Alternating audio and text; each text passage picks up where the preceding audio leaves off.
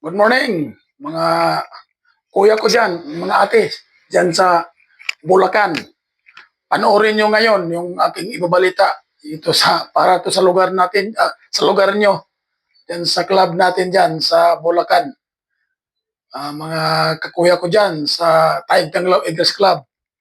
Ito ngayon si Kuya Bisaya nyo. Panoorin natin yung nagaganap ngayon dyan, yung ating Ghost Project Flood Control dyan sa parting Bulacan. Ibabalita ko sa inyo kung paano tayo nito pinagluloko ng ating gobyerno. Dati nung nakaraang sunan niya, pinagmamalaki niya yung 5,500 flood control. Ngayon, nung pinuntahan niya yung parting Bulacan, walang flood control ang nangyayari doon. Wala. Pero bayad na yon, pulipid na yung sinasabi nilang project na yon. Kaya panoorin natin. Magpas-talas-talas muna tayo. Kunti. Yeah. Friday na. Kuya ko dyan. Morning. Secret ko, crispy fried mixed chicken, crispy salad. Ang dali lang. Go. Fried. Go. Para sa'yo. Sarap, di ba? Yung ano mo? Panoorin natin. Yan na. Kasama si Pangulong Bongbong Marcos na sinumang opisyal Yun na. ng DPWH o mataas na opisyal ng Bulacan nang puntahan ang isa dapat na flood control project sa Balibag, Bulacan. Wala kaming makita na kahit isang agog lang. Anong sabi niya? Wala kaming nakita. Samantala nung nakaransunan niya, pinagmamayabang niya, 5,500 flood control. Gawa na at mayroon pang ginagawa. Ngayon, lumabas sa bunganga niya, wala daw siya nakikita. Go ahead. Ano ng simento, walang equipment dito. Tuwa na. Lahat ito. Natuwa na. Lahat ito. Tingnan mo yan, yung Close. ating presidente. Walang ginawa. Walang ginawa. Inamin niya, walang ginawa. Sa bitbit niyang mga dokumento, dapat may nakatayo ng reinforced concrete Diba? walls dito sa Purok 4, Barangay Tingnan nyo ang flood control. Tingnan nyo ang flood control ginawa nila. Tingnan nyo. Diba? Isang katarantaduhan. Diba? Ano nangyari sa ating bansa ngayon? Tingnan nyo lang yan. Na madalas bahain.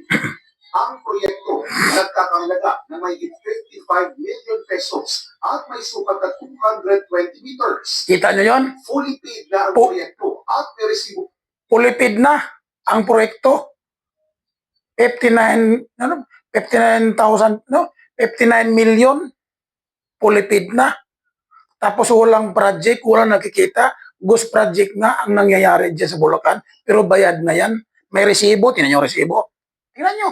Oh, go ahead. Ang ipinakita na Yan. inayat sa kontraktor na since Bayad na sa kontraktor. nag-report sila na complete. Na. Kita naman na hindi complete. So immediately, Di ba dapat ikaw, Mr. President, no? Wala ka talaga. Mahina ka talaga. Ha? Pumayag kayo na ba ipulipid nyo ang isang project na hindi nyo nakikita? Na kung may tinayo ba? Napaka-kulukoy nyo talaga. Pinayaran nyo. Yan, may resibo na nga. Pulipid. Ha? Ano nangyari? Nagbabayad kayo na wala kayo nakikita ang project. Hindi kayo mga hunghang. Malaking katangahan ang ginagawa nyo. Pulipid na, pero wala kayo. Dapat bago yung bayaran nyo ng isang project, wala ba kayo inspeksyon sa sinasabi nyo flood control na yan sa parting Bulacan? Basta lang nyo binabayaran, di katangahan talaga. Ikaw talagang sisihin dyan sa taong bayan, Mr. President. Ano nangyari sa'yo? the falsification. So that's already Yan. very Sos, pawawa yung mukha niya, oh. and for the big ones. Big ones. I'm thinking very hard to kailangan natin sila ng economic sabotage. Because economic sabotage Sabotage ka dyan. is very clearly. Sa kanyang labis ko, Tingnan nyo. ito ang nasabi ng Pangulo. I'm getting very... Kakaway-kaway pa. This is what's happening here. Wala, 220 meters, 55 million, completed. 255 meters, 200 million. Anong nangyari? Pulipid na yan. At walang ginawa. Ibig sabihin, nagtapon lang sila ng pera. Basta lang tinapon nila ang pera. Pero ang para sa kanila, na bulsa na. Ibig sabihin na yung 59 million na yon, bigay yun sa kontraktor. Tapos, bahala ka na dyan, itong bayad ko sa, kung ano, sa paggawa nyo sa flood control. Kalain nyo, binayaran ng pulipid, hindi nila tinitingnan, hindi wala nag-inspeksyon. Di ba? Napakawalang hiya talaga nila. Ano nangyari? Record ng public works. Kahit walang ginawa, kahit isang araw, hindi na wala kang makita, puntanay, wala kang makita kahit na. Sus, Marius. So, yes.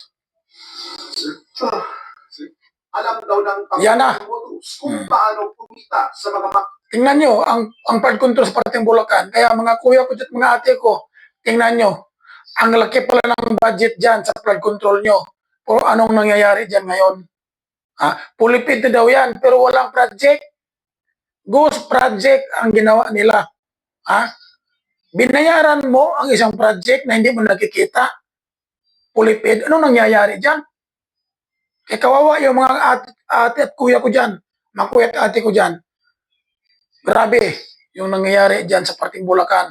At hindi lang yan sa Bulacan, marami pang lugar ang ating pupuntahan. Ibabalita ko rito sa inyo, mga kuya ko dyan, mga ate. Si Kuya Bisaya nyo. Tuloy. anomalyang flood control projects. Yun. Yung contractor, makakakuha kayo award ng contract sa kanila. Tapos hindi nila ginagawa sa trabaho. Kita mo yan? Bibili nila yung contract sa mga subcontractor. Bahala na kung yung subcontractor kung tutuloy na yung project. Bahala na sila kung maganda, kung Hindi, ikaw talaga dyan, Mr. President. Ikaw talagang may pagkukulang dyan. Tangina. Patay na, sorry. Ikaw talaga may pagkukulang dyan. Wala nang iba. Kung ikaw presidenteng matino, dapat pinupuntahan mo yan. Kasi pira ng taong bayan dyan ang nakasalalay. Dugot pawis ang aming puhunan dyan. Nag-overtime kami araw at gabi sa aming trabaho. Tapos ang laki ng tax, ang binabayaran, buwis, ang binabayaran namin dyan para dyan sa sinasabi niyong flood control na yan. Pero anong ginawa nyo? Napakatanga-tanga nyo. Hindi nyo alam pinaghirapan ng taong bayan yung mga pira na yan na ginastos nyo dyan. Binabaliwalaan nyo lang yan. Napakalaking katangahan nyo, Mr. President. Hindi na po maganda yung ginagawa nyo. standard o substandard, kaya napapabayaan at yung iba, hindi na lang pinusunod. Yan na. Yan o. Blacklist na ng Pangulo. Tingnan nyo ang flood control. Maharap din daw sila sa mga kaso. Pinahahanap at pinasisiyasat na rin ang iba pa nilang proyekto. Sususpindihin at kakasuhan din daw ang lahat ng opisyal. Dapat lang. Dapat lang kasuhan. Pati ikaw, Mr. President, kasuhan na rin. Kung sino man ang mastermind dyan sa Ghost Project Flood Control na yan, kakasuhan. Yung mga kontraktor, wala yon. Kasi yung mga kontraktor na yan, sunod-sunuran lang din yan sa mga mastermind dyan. Halimbawa, ako ang congressman dyan sa distrito ng Bulacan. Okay. Mayroon akong kausap din na kontraktor. For example lang ito ha. Kontraktor kausap ko yan. Ito ibigay ko sa yung project. Ito, flood control. Ang budget nito ay 55 million. Halimbawa lang yan. 55 million. Pero, gagawin mo yan, ito ang ating kontrata. Ito ang kontrata natin 55 million. Di ba? Saan ang galing yung order na yon? Di galing din sa congressman. Mayroon pang mapulong-bulong dyan.